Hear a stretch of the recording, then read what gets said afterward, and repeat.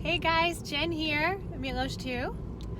I actually wanted to come to you today from my hometown in Pennsylvania. Today I'm going to show you what it's like to vote in Pennsylvania. Now, let me first say, first and foremost, I'm not allowed to have a camera inside at the polling place or in the voting booth, but I can tape my experience outside, and I want to share with you my experience.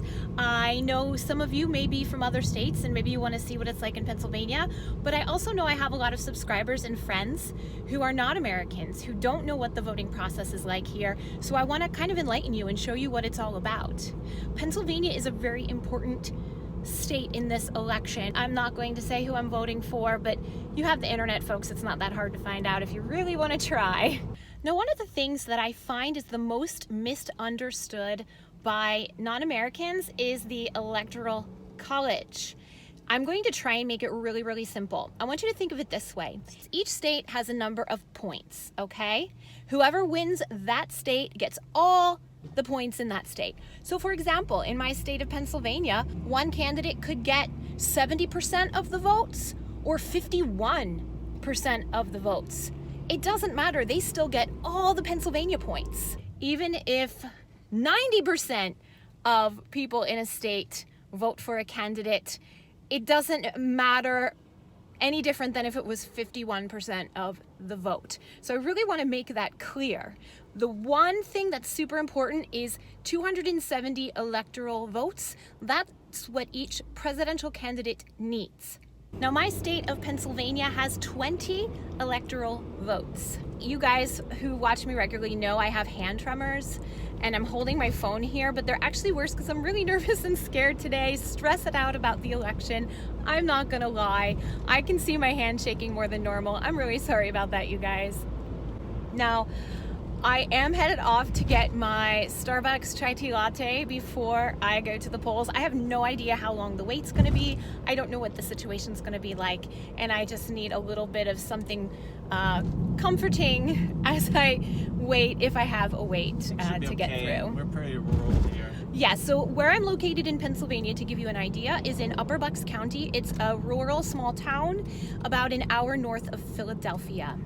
The thing that's really frustrating about the Electoral College, besides its really bad history, harkening back to slavery anyway, the person who gets the most votes in the country doesn't always get. Sorry guys, there was a traffic light. What I wanted to say is, just because you get the most votes doesn't mean you win. For example, in 2016, Trump got more electoral votes, but he did not win the popular vote. He did actually not get the majority of the votes. And again, I find that some of my non-American colleagues and friends don't understand that. He didn't get the most votes. No. In the US, you do not need more votes to win. You need these electoral college points. Right or no? Anyway, so now we're going to the polling place. I'm gonna find out if there's a line. I'm going to see what the situation is. I'll show you guys as much as I can. Again, I can't show you anything inside, but I am allowed to record outside, show you if there's a line, how long it is. We wanna make sure there's no voter intimidation going on. Regular people are not allowed to just hang out and monitor the polls. That's actually illegal, despite what any politician might say. It's illegal to do that. So we're going to see what to expect here where I go to vote. Now, one thing I did want to add that's really important to note. Every state runs things differently and every state has different rules and laws. Here in Pennsylvania, as a lot of you know, there was early voting, which actually entailed people getting mail-in votes and dropping them off at a drop box, or doing the absentee ballot, that kind of thing. They're not allowed to start counting those votes until today. So they can't even get a head start to start counting all those ballots until today. So it's very, very, very likely that they're just not gonna be done counting by the end of today. So they won't be able to make a call as to who is winning.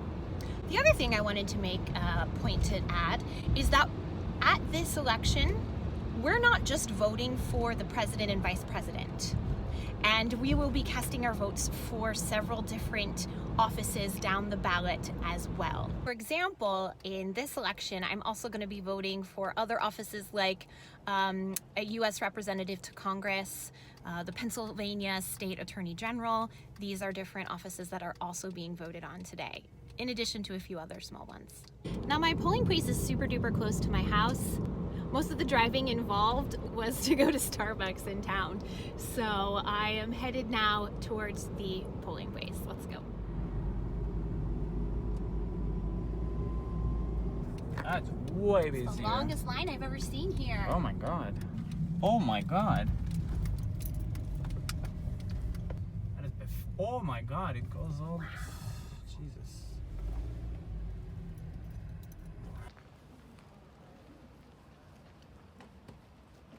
Now, I don't want to say that this isn't a super long line. It's just long for here.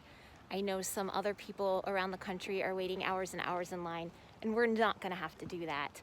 But this is literally the longest line I've ever seen in my entire voting life. I'm in my 40s and I've been voting since I was 18, and I've never seen anything like this. So that's really encouraging that people are getting out to vote.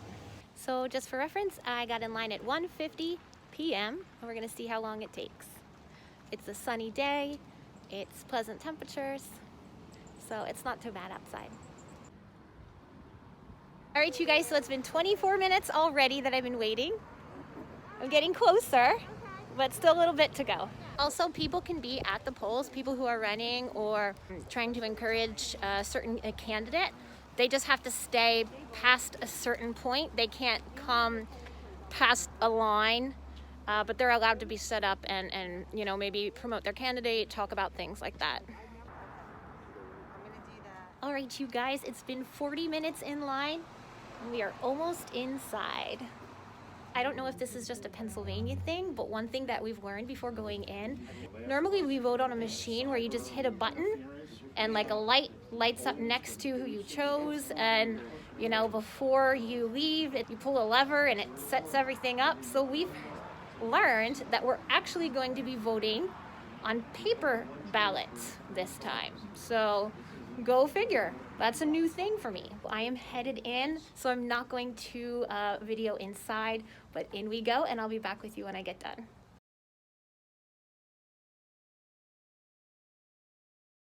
I have voted. It took officially 52 minutes to wait in line, but I am through. It was weird doing the paper ballots, I have to say, but it went through and now we wait. The nervous anticipation. All right, let's see how long the line is now. It's still just as long.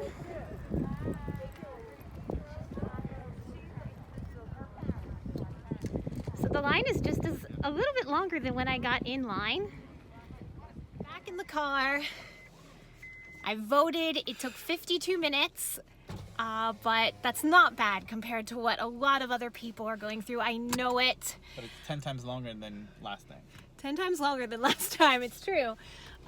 Anyway, I hope that you found this a little interesting today, that you got to be a part of the process with me today. We are headed back home. Please, if you haven't already, please become a subscriber to our page. Hit that like button below and feel free to leave a comment. Do you have any questions about what it's like to vote in the US or vote in PA? I'm more than happy to answer it for you. Thanks again, you guys, and see you next time.